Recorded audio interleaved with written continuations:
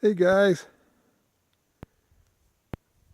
up here on Trail 627, I just came across it, and we've got snow and mud and wet roots,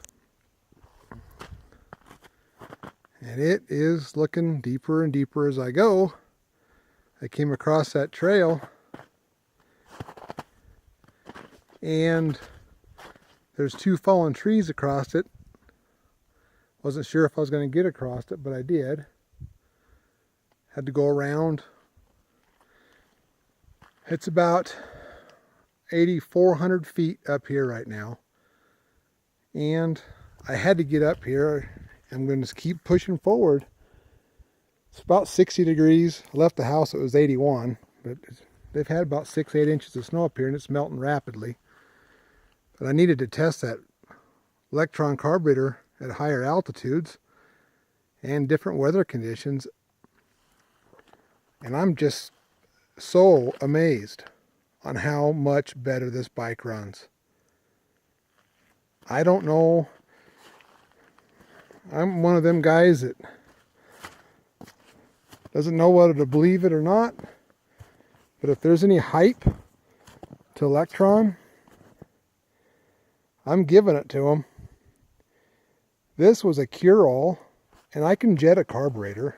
I played with jets for the last 30 plus years, but this is incredible. All I've done is adjusted the idle, just like Jeff Slavin says at Slavin's Racing. That's who hooked me up with this and the throttle cable. But it's down in there, and I can't say enough good. It's just incredible.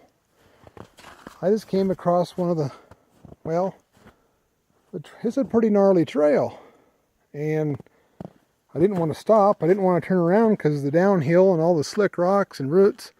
I kept going. As you can see where I'm headed, it's up there,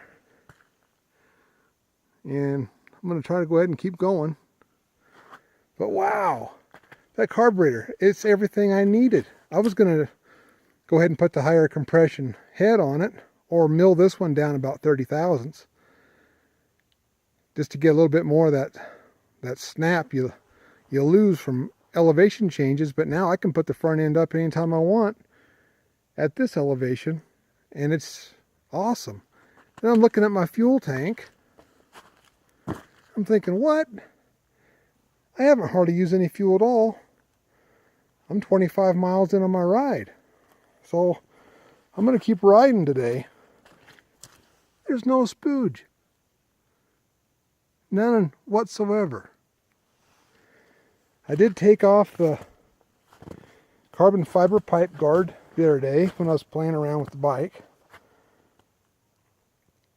I'm not sure if I'm a fan of those or not. I just wanted to take it off for something different, a different look, I guess. I did clean it up, but it's good and muddy now. There was quite a bit of little sand and stuff trapped in behind it, so the guy should take it off and clean it out once in a while.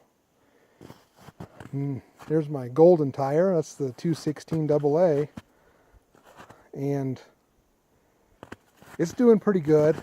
I think the fatty might do a little bit better up here on the mountain, but it held right in there. It's a skinnier tire, but it did its job. It got me up here, and I'm shocked. I was putting 3 mile an hour in places and breaking loose. And the Maxxis Desert IT with maybe, I don't know, 1/8 of a tread gone. It's still pretty new.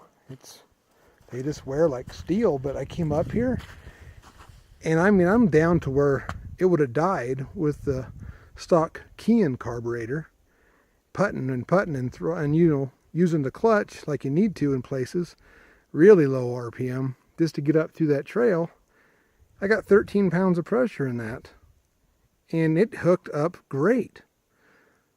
So I might just have to stick with it, but go tubeless, which is another thing I wanted to do. I didn't know if I was going to do the head, high compression head, or go tubeless what the next mod was going to be, but I think I'm going to go tubeless. And then the comfort seat, it's rocking, because I was on my butt the whole way up here.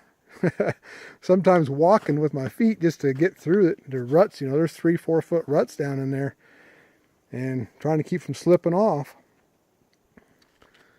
I came up through there. I think it's 6.5 to 7 miles across that little section of trail. And there is nobody here. I figured I'd run into somebody. I'm up here all alone. Water's running down the hill down there. The lower the elevation, of course, the less snow.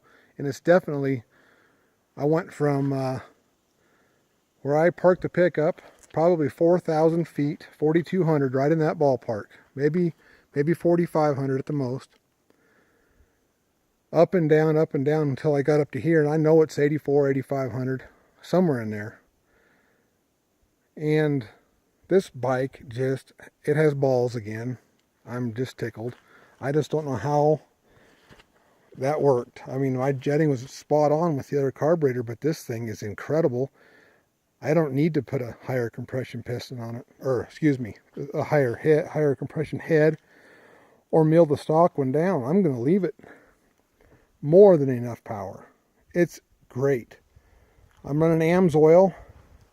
I think it's right around 85, 90 to 1 right now.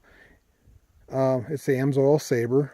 I put about 5.5 gallons of gas to 8 ounces of that oil and mixed her up and filled it up. So I guess that's 90 to 1. It's running perfect.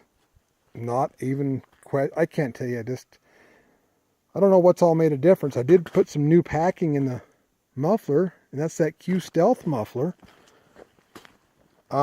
They say that helps. Must be a combination of the things, I'm not sure. But, wow. All I can say is, don't get whiskey throttle, because this son of a gun will come right up over on you now. Yeah. You know, I missed my KX500. But now, not so much. This is definitely more plush and comfortable. And the power is on par. It's just as good, if not better, than my old 450 Honda 4-stroke with a lot of engine mods done to it. Anyway, I just wanted to touch base and let you know about that Lectron carburetor. And my gosh, if you have any doubts, don't. These bikes, as much as these bikes cost, they should come stock with it. It is absolutely phenomenal. Talk to you soon.